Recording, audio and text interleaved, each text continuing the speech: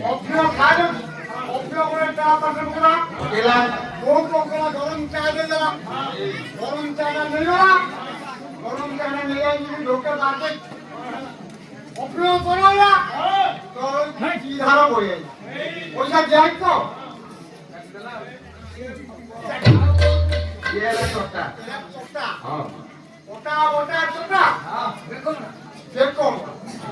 বর্তমানে আমার সরকার 4 কিলোমিটার বার করছে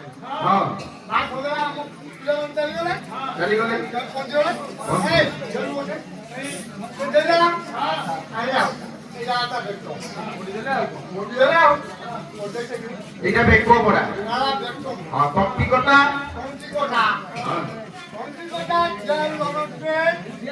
এই ধরনপুর খজির খজিরি গছ ইয়ার তো কিছু নাই হ্যাঁ একটু দাও হ্যাঁ আমি চারিয়াটু লাইছি হ্যাঁ বেলার পুরো সকাল না সন্ধ্যাবেলা কপুল দিব বলা আরিয়া আরে পুরো খজির না ওটা ঠেকিবা সকাল ওলা ঠেকি করলা জি টাকা আপন দিবেন না জি দিলাসি হ্যাঁ 20 টাকা নাও হ্যাঁ হ্যাঁ হিসাব ସବୁତାନେ তুমি ନିଶା ଅଭ୍ୟାସ କରିଛ ସେଇପାଇଁ ତୁ ଅବସ୍ଥା ହିଁ କରି ବସ ବସ ବିଚାର ମଣ୍ଡଳୀ ଦେବଦତ୍ତୀ ନାରଦ ସଭା ମଧ୍ୟରେ ପହଞ୍ଚି ଯାଇ ଦେଖୁଛନ୍ତି ରାଜା କିଏ ରାଜା ଆଜ୍ଞା କିଏ ଦେବଦତ୍ତୀ ନାରଦ ଦେଖୁଛନ୍ତି ଏ ହସ୍ତିନା ସିଂହାସନ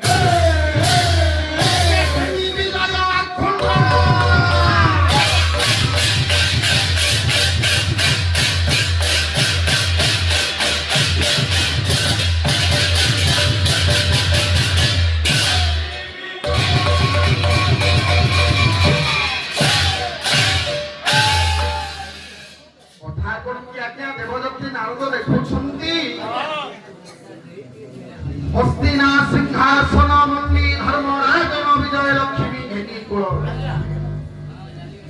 হস্তিনার সিংহাসন উপরে ধর্মরাজ যুধিষ্ঠির উপবেশন করেছে মহাভারত যুদ্ধ আজ্ঞা পরিসমাপ্তি ঘটিছে মহাভারত যুদ্ধ পরিসমাপ্তি ঘটিবা পরে পাণ্ডব মানে জয়লাভ করেছেন কৌরব মানে বিনাশ হয়েছে ये युधिष्ठिराज विजय रूपक लक्ष्मी को कोल धरी आज्ञा बसी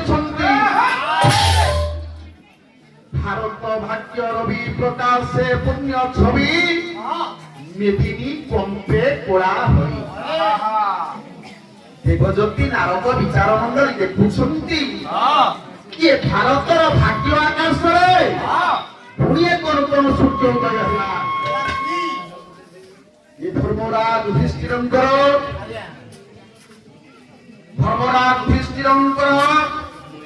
ए हस्तिनार सिंहासन ऊपर उपवेशन करिबार देखि मन भितरे आशा भरोसा विश्वास ए भारत आकाश रे पुणी एक भाग्य आकाश रे पुणी एक सूर्य उदय মেদিনী কম্পে করা হয়ে মেদিনী আজ্ঞା কোଳାହଳ ହେଉଛି ସମସ୍ତେ କହୁଛନ୍ତି ଜୟ ଯୁଧିଷ୍ଠିରାଜଙ୍କର ଜୟ। জয় ধর্মরাজ যুধিষ্ঠিরঙ্কর জয় ধর্মরাজ যুধিষ্ঠিরঙ্কর জয় ধর্মরাজ যুধিষ্ঠিরঙ্কর। ପୁରଣ ସଭେ ମେଳମେଳ ଏ ହସ୍ତିନା ରାଜ୍ୟଟି ଆଜି ଏପରି ସୁନ୍ଦର ଭାବରେ ସାଜସଜା ହୋଇଛି ଯେ ସବୁ ପତାକା ସବୁ ଟଙ୍ଗା ଯାଇଛି ଆଜ୍ଞା।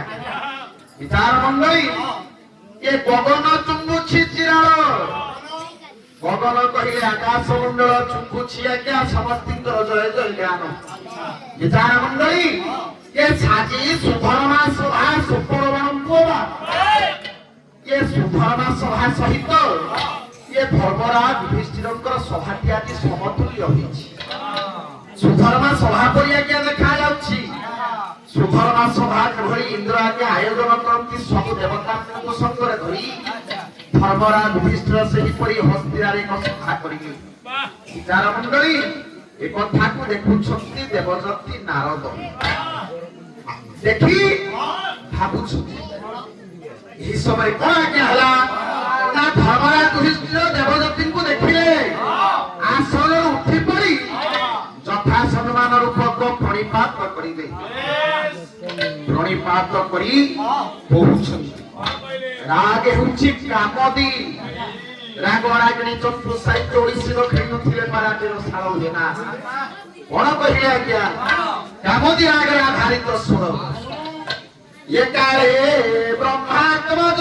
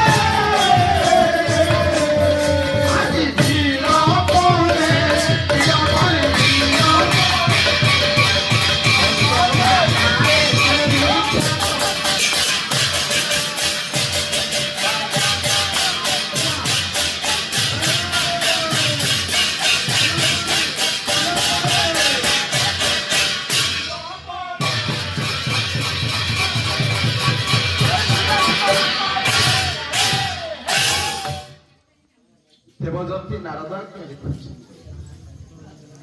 କଣ ଦେଖିଲେ ଧର୍ମରାଜ ଯୁଧିଷ୍ଠିର ଦେବର୍ଷିଙ୍କ ନିକଟକୁ ଆସି କଳପତ୍ରକୁ ଯୋଡ଼ିଦେଲେ ହେ ବ୍ରହ୍ମାତ୍ମଜ କିମନ୍ତେ ଆଗମନ।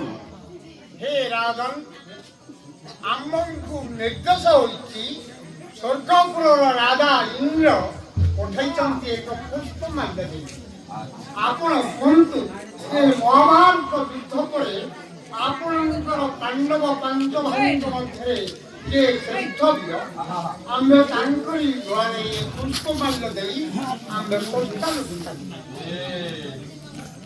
ମୁଁ କହିବି ଏ ମହାଭାରତ ଘରେ ମୋ ପାଞ୍ଚ ଭାଇଙ୍କ ଭିତରୁ କିଏ ଶ୍ରେଷ୍ଠ? ଏ କି କଥା କହୁଛ ହେ ଦେବଜ୍ୟୋତି? ମୋ ପାଞ୍ଚ ଭାଇଙ୍କ ମଧ୍ୟରୁ ମୁଁ କାହାକୁ ବଡ କରିବି, କାହାକୁ ସାନ କରିବି? କିଛି ଅସୁବିଧା ନାହିଁ। ଯାହାକୁ ବଡ କରିବି ତାହାକୁ ସାନ କରିବି ଯଦି ଏ କଥା ହୁଏ, ଆମ ଭାଇ ଭାଇଙ୍କ ମଧ୍ୟରେ ଗୋଟେ ଫାଟ ସୃଷ୍ଟି ହେବାର ଏକମାତ୍ର ମାଧ୍ୟମ। ଯେତେବେଳେ ଯୁଗରୁ ଏଇ କଥା ରହିଆছে, ଯେତେବେଳେ ଯୁଗରେ ରାମ ରାବଣ ଯୁଦ୍ଧ ସରିବା ପରେ ବଶିଷ୍ଠ ଏକ ପୁଷ୍ପମାଲ୍ୟ ଦେଇ ରାମଙ୍କୁ ନିକଟକୁ ପଠାଇଥିଲି। ତେଣୁ ରାମଙ୍କୁ ଏଇ ପ୍ରଶ୍ନ ପଚାରିଲାରୁ ରାମ ଲକ୍ଷ୍ମଣଙ୍କୁ କହିଲେ ଶ୍ରେଷ୍ଠ ବୀର। ତେଣୁ ଆପଣ ଆପଣଙ୍କ ଭାଇକୁ କାହିଁକି ଶ୍ରେଷ୍ଠ ବୀର ବୋଲି କାହାକୁ ବିବେଚନା ନ କରିପାରିବେ? ଦେବଜ୍ୟୋତି ନାରଦ କହିଲେ, ହେ ଧର୍ମରାଜ ଯୁଧିଷ୍ଠିର, ଆପଣ ଭାବୁଛନ୍ତି କି ଆପଣ ଏ ଦ୍ୱାପର ଯୁଗରେ ଶ୍ରେଷ୍ଠ ବୀର ରୂପରେ ଆପଣଙ୍କ ପାଞ୍ଚ ଭାଇଙ୍କ ମଧ୍ୟରୁ କାହାକୁ ବିବେଚନା କରିବେ ବୋଲି ଚିନ୍ତିତ ଅଛନ୍ତି? ଆପଣଙ୍କ ପୂର୍ବରୁ ମର୍ଯ୍ୟାଦା ପୁରୁଷୋତ୍ତମ ଅନୁକୂଳ ନାୟକ ରାମ ଠାକୁର ରାମ ରାବଣ ଯୁଦ୍ଧରେ ନିଜର ସାନ ଭାଇ ଲକ୍ଷ୍ମଣଙ୍କୁ ବଡ କରିଥିଲେ। ସେହି ପ୍ରାୟ ତୁମେ ମଧ୍ୟ ତୁମ ଚାରି ଭାଇଙ୍କ ମଧ୍ୟରୁ କାହାକୁ ବଡ କର। ଏକଥା ଶୁଣିବା ମାତ୍ର କିଏ ଧର୍ମରାଜ ଯୁଧିଷ୍ଠିର ଭାବୁଛନ୍ତି ଏ ଯୋଉ ମହାଭାରତ ଯୁଦ୍ଧଟି ଆଜ୍ଞା ହେଲା, ଏ ମହାଭାରତ ଯୁଦ୍ଧରେ କାହା ବଳରେ କୌରବ ମାନେ ବିନାଶ ହୋଇଛନ୍ତି, କିଏ ଏ ପାଣ୍ଡବଙ୍କୁ ବିଜୟ କରିଛି, କିଏ କେତେ ସୈନ୍ୟଙ୍କୁ ମାରିଛି, একথা বিবেচনা করি ধর্মরাজ যুধিষ্ঠির ভাবুଛନ୍ତି। কଣ ଭାବିଲେ? অষ্টাদশ দিবস যুদ্ধରୁ ଗଙ୍ଗା ଶୀର୍ଷ, অষ্টাদশ দিবস যুদ্ধରୁ ଗଙ୍ଗା ଶୀର୍ଷ, 10 দিন অর্জুনে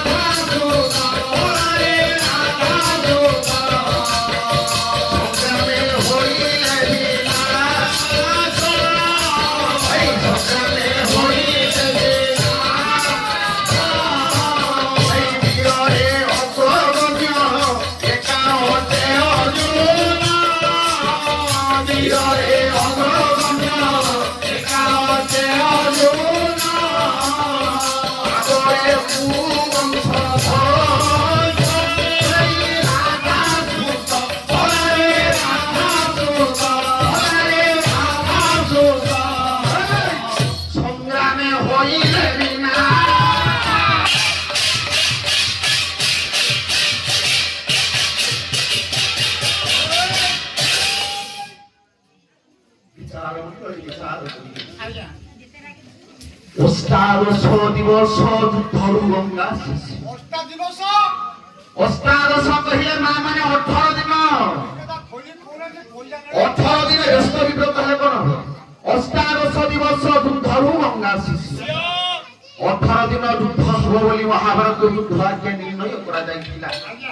এই 18 দিন যুদ্ধ ମଧ୍ୟରେ ধর্মরাজ যুধিষ্ঠির ভাবুଛନ୍ତି এই 18 দিন ମଧ୍ୟରେ କିଏ କେତେ ଜଣଙ୍କୁ ବିନାଶ କରିଛନ୍ତି। ଭାବୁଛନ୍ତି ଧର୍ମରାଜ ଯୁଧିଷ୍ଠିର 10 ଦିନ ଅର୍ଜୁନେ ରଣ। କିଏ ସେ? ପିତାମହ ଭୀଷ୍ମ। 10 ଦିନ ଅର୍ଜୁନ ସହିତ ଯୁଦ୍ଧ କରି ସରଶଯ୍ୟାରେ ଶୟନ କରିଛନ୍ତି ପିତାମହ ଭୀଷ୍ମ। ତତ୍ପରେ କୁରୁପତି ମାନବତୀ ଦୁର୍ଯ୍ୟୋଧନ ନମସ୍ତକ କୁଆଳ ଚକ୍ର ପରି ଘୁରିବାକୁ ଲାଗିଲା। ମନ ଭିତରେ ଚିନ୍ତା କରାଯିବା ମହାମାରୀ ଦୁର୍ଯ୍ୟୋଧନ କାଲି ପ୍ରଭାକରୁ କୁରୁ ବଂଶ ପକ୍ଷରୁ କାହାକୁ ସେନାପତିର ଶାଢ଼ୀ ମସ୍ତକରେ ବାନ୍ଧି ମୁଁ ଅର୍ଜୁନ ସହିତ ରଣାଙ୍ଗନକୁ ଛାଡ଼ିବି ଯୁଦ୍ଧ କରିବା। ଏ କଥା ଚିନ୍ତା କରି ଗୁରୁ ଦ୍ରୋଣଙ୍କୁ ପଠେଇଲି। ଗୁରୁ ଦ୍ରୋଣଙ୍କ ସହିତ ଅର୍ଜୁନର ଯୁଦ୍ଧ ଚାଲିଲା ଆଜ୍ଞା 5 ଦିନ। ତାପରେ ଅର୍ଜୁନେ ଦେଲେ ନିଜ ପ୍ରାଣ। ଗୁରୁ ଦ୍ରୋଣ ବି ନିହତ ହେଇଗଲେ ଅର୍ଜୁନ ଠାରୁ। ତତ୍ପରେ ମହାମାନି ଅନ୍ଧଭୂତ ରାଷ୍ଟ୍ରଙ୍କର ନନ୍ଦନ ଦୁର୍ଯ୍ୟୋଧନ ବିଚାର କରିବା କାହାକୁ କୁରୁକ୍ଷେତ୍ରକୁ ପଠାଇବି ଯୁଦ୍ଧ କରିବାକୁ। ନିଜର ବନ୍ଧୁ ରାଧା ସୁତ କର୍ଣ୍ଣଙ୍କୁ ପଠାଇଲା ଯୁଦ୍ଧ କରିବାକୁ ଅର୍ଜୁନ ସହ। ଯୁଦ୍ଧ ଚାଲିଲା 2.5 ଦିନ। ରାଧା ସୁତମ ରାଧା ସୁତ କଣ? ରାଧା ସୁତ କହିଲେ କର୍ଣ୍ଣଙ୍କୁ ବୁଝାଯାଏ। ମା କଣ ରାଧା? କର୍ଣ୍ଣଙ୍କ ମା ହେଉଛନ୍ତି କୁନ୍ତି। ଆଚ୍ଛା କିନ୍ତୁ କୁନ୍ତି ଯେତେବେଳେ କନ୍ୟା କାଳରେ କର୍ଣ୍ଣଙ୍କୁ ଜନ୍ମ ଦେଇ ଯମୁନା ନଦୀରେ ଭସାଇ ଦେଇଥିଲେ, ଇଏ କର୍ଣ୍ଣ ଭାସି ଭାସି ଯାଇ କୋଉଠି ଲାଗିଥିଲେ ଆଜ୍ଞା? କୋଉଠି ଲାଗିଲା? ବୈଷ୍ଣବୀ। ଅଙ୍ଗରାଜ୍ୟରେ। ଅଙ୍ଗରାଜ୍ୟର ଅଧିପତି ସାରଥୀଙ୍କର ସ୍ତ୍ରୀ ହେଉଛନ୍ତି ରାଧା। ରାଧା ପାଇ କର୍ଣ୍ଣଙ୍କୁ ପାଳିଥିବାରୁ କର୍ଣ୍ଣଙ୍କର ପାଳିତ ମା ହେଉଛନ୍ତି ରାଧା। ସେଥିପାଇଁ ତାଙ୍କ ନାମ ହେଲା ରାଧା ସୁତ। ଏବେ ବୁଝିବେ। ପଇସା ନେବେ ଆପଣ। କର୍ଣ୍ଣ ସହିତ ଅର୍ଜୁନ 2.5 ଦିନ ଆଜ୍ଞା ଯୁଦ୍ଧ କରିଲେ। ତାପରେ ଅର୍ଜୁନେ ଦେଲେ ନିଜ ପ୍ରାଣ ସେ ରାଧା ସୁତ। ସଂଗ୍ରାମେ ହୋଇଲେ ବିନାଶ। ଚାଲିଗଲା କେତେ ଦିନ? 17 ଦିନ ଅଧେ। 17 ଦିନ ଓଳି। ଆଉ ଆଜ୍ଞା ପୁରାଣ ମତ ଦିଏ ବଟା ଯୁଦ୍ଧ ହେଇଛି ବୋଲି ଓଳି।